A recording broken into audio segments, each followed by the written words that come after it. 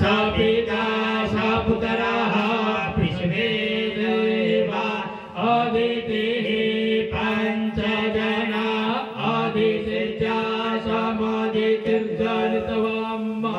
द्यौः शान्तिरन्तरिक्षको शान्तिः पृथिवी शान्तिरापः शान्तिरोषधयः शान्तिर्वनस्पतयः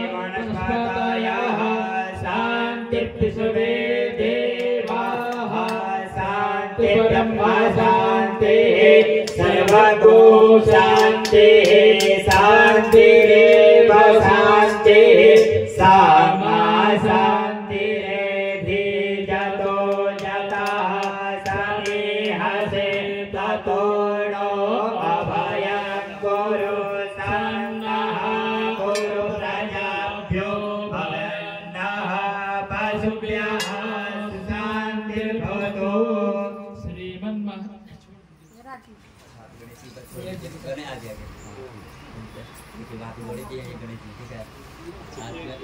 ऊपर बांध दीजिए हवा आने दीजिए। जब हम नमः बोलेंगे तो जाने श्रीमन् महागणाधिपतये नमः। लक्ष्मी नारायणाभ्यां नमः। उमा महेश्वराभ्यां नमः। वाणी हिरण्यगर्भाभ्यां नमः। श्री पुरंदराभ्यां नमः। वाणी हिरण्यगर्भाभ्यां नमः।